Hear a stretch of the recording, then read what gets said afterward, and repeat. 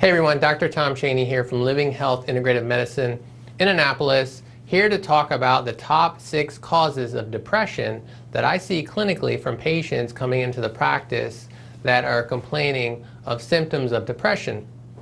And most of these patients, they've been to other practitioners before they come to see me, and a lot of times what has been prescribed for these symptoms of depression is antidepressant medications.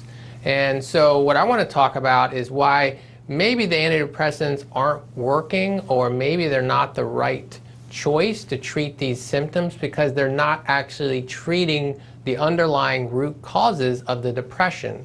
And so I want to talk about some of the causes of depression that we need to look at. And these are just the top 6. There's many more than this, but I'm going to go over these because these are some of the things that you guys should be thinking about. If you have symptoms of depression, is your doctor looking at these factors? So let's go over them. The first one is hormone imbalances. So you got to think of sex hormones like testosterone and estrogen, but we also have to think of thyroid hormones as well. So these are really easy to check. Typically I'll check the hormones. I can check them through the blood and I can check through saliva. Thyroid, you really want to get a thorough panel for thyroid function. Most patients coming in, what I see is being checked is TSH, which is thyroid stimulating hormone. We really can't get an adequate look and evaluation of thyroid function with just that marker alone. So make sure that you're getting a thorough panel when you're getting your thyroid looked at. The next cause that I want to talk about is neurotransmitters, and specifically if the neurotransmitters are out of balance, that can also cause symptoms of depression. And so specifically we want to look at serotonin and dopamine, and there's certain tests that we can run to get a look and to evaluate the relative balance and levels of these neurotransmitters. So neurotransmitter balance definitely also connects with gastrointestinal health as well, and this does play a part in creating symptoms of depression. So gut health, we know more and more research is coming out showing how gut health really relates to overall health, but more importantly brain health. So how you're feeling, how you're functioning. And you may also think, well, you know, how does my gut, how does that relate to the brain? And there's a nerve called the vagus nerve, which is cranial nerve 10, it's a direct connection from your gut to your brain.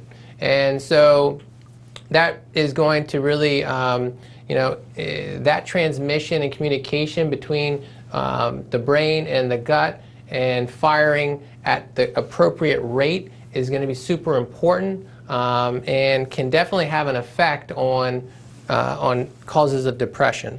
So let's go to number 4, which is food sensitivities. And food sensitivities, they really tie into, once again, going back to gastrointestinal health. But the biggest food sensitivity that I see that affects depression and the causes of depression is definitely gluten sensitivity. We wrote a whole book about it, so about gluten and how it affects the body, but specifically your mental health. And so that's one of the tests that we run in our office. We look at how the immune system and how the brain is reacting to to certain foods, specifically gluten. So that's another area that needs to be looked at. And then number 5, infections. So viral infections, bacterial infections, other infections as well, like fungus, mold. Mold is often overlooked, and mold is a common cause of depression. And what happens is mold creates it creates toxins in the body, and those toxins can then start to bind and interfere with memory, cognition, how you're feeling, and your general outlook. So that's another area that definitely needs to be looked at if you're going to handle the symptoms of depression. So number 6, nutritional deficiencies. So that's another place that you want to look. If you're feeling depressed, then you want to make sure that nutrients are in balance. We can run testing to look at certain key nutrients that are important in brain function. Vitamin D is very important, so that's a really easy test to run and see what the values are for vitamin D. Your B vitamins we can also test. and look, but B6, 9, 12, they're all very important. And then essential fatty acids. So we want to look at, are we getting enough fat into the body? Most people that I see, they're deficient in certain fats. And so getting those into the body can be very beneficial for symptoms of depression.